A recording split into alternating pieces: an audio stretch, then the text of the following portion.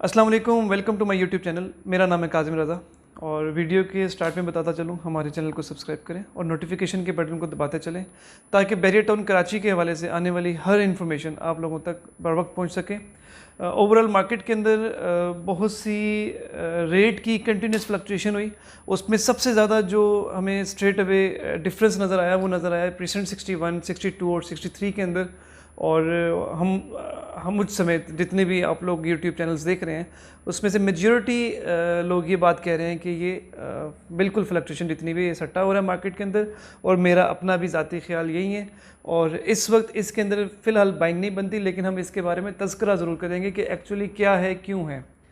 देखिए overall precinct 61 के rate के हवाले से अगर हम बात करते चलें तो मार्केट के अंदर पिछले 10-12 दिन के अंदर इसने जो मार्केट में कंटिन्यूस रेट अपना मेंटेन रखा वो ऑन एवरेज 10 लाख से स्टार्ट होके 15 लाख पे इसने ब्रेक लगा दी थी, लेकिन फिर ये 3-4 दिन वहाँ पे रेट स्टॉप रहा।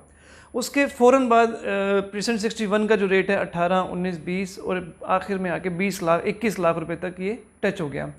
उसके पीछे 62 आ रही थी जिसका रेट तकरीबन 17 लाख रुपए तक आ गया, और प्रीसेंट 63 का रेट तकरीबन 14 लाख रुपए आ गया। लेकिन ये कल की तारीख में क्योंकि ओवरऑल बहुत ज़्यादा कंटिन्यूस बाइंग हुई किसी एक्सपेक्टेशन की बिहाफ पे कि मार्केट ये 20 लाख से उठ के 25 लाख पे चली जाएगी, 25 लाख से उठ के 30 लाख पे चली जाएगी, जो कि मेरे ख्याल में कोई भी ऐसा मुझे ज़ाती तौर पे नज़र नहीं आ रहा था।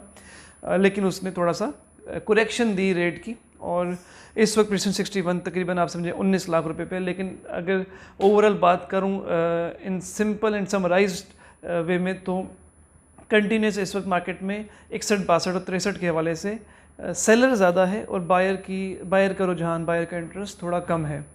हाँ, ये ज़रूर है कि अगर ये जो 62 है आज की तारीख में, अगर कल का रेट अगर देखा जाए जो मार्केट हमारी क्लोज हुई थी तकरीबन 15,75,000 तक क्लोज हो गई थी जिस रेट पे सेलर था।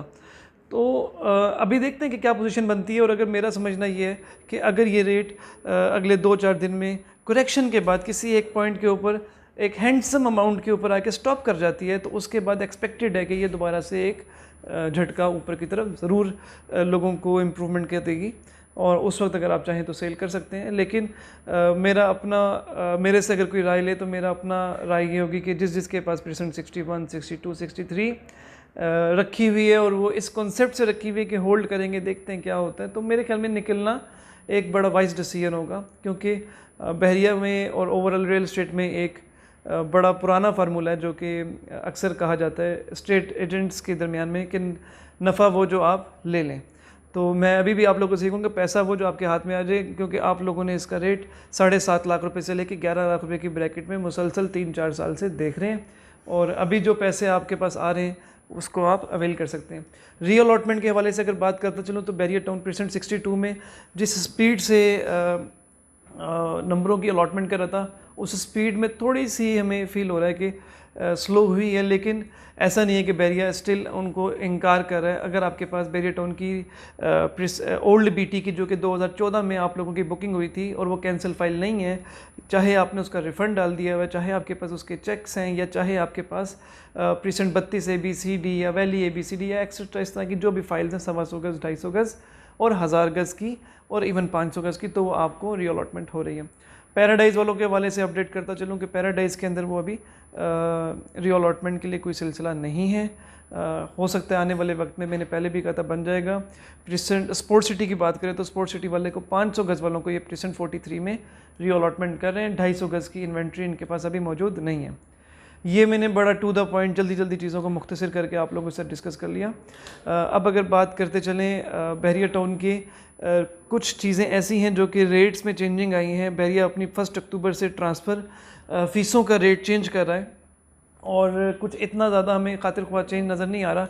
लाइक 250 गज़ की 125 गज़ की जो हमारी ट्रांसफ़र फ़ीस 34,000 थी वो 41,000 हो गई है, और 250 गज़ की जो 75,000 थी वो 89,000 हो गई है।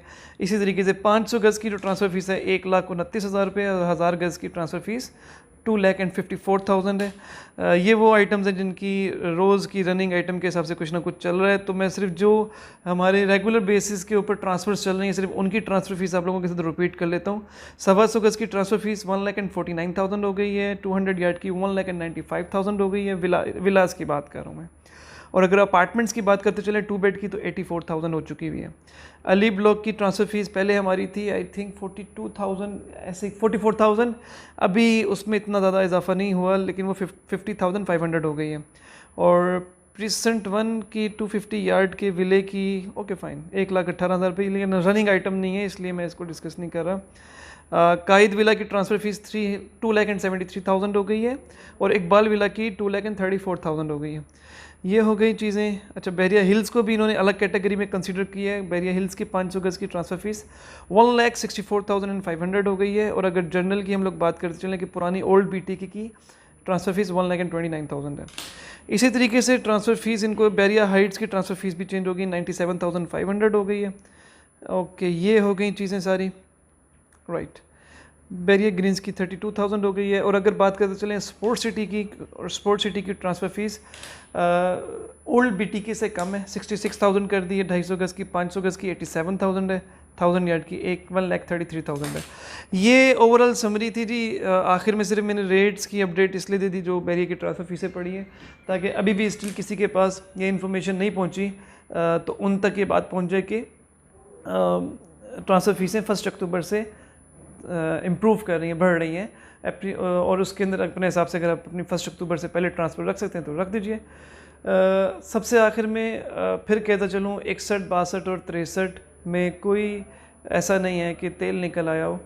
बाकी ओवरऑल अगर बात करता चलूँ तो ओवरऑल मार्केट में जिस पेस में पूरी मार्केट चल रही है उसी तरीके से चल रही है। और एक जिस तरह से हमें एप्रिसिएशन फील हो रही थी कि हर 3 दिन के बाद 1 लाख, 2 लाख, 2.5 लाख, 3 लाख रुपए की इम्प्रूवमेंट आ रही थी, वो इम्प्रूवमेंट आना फ़िलहाल रुकी हुई है।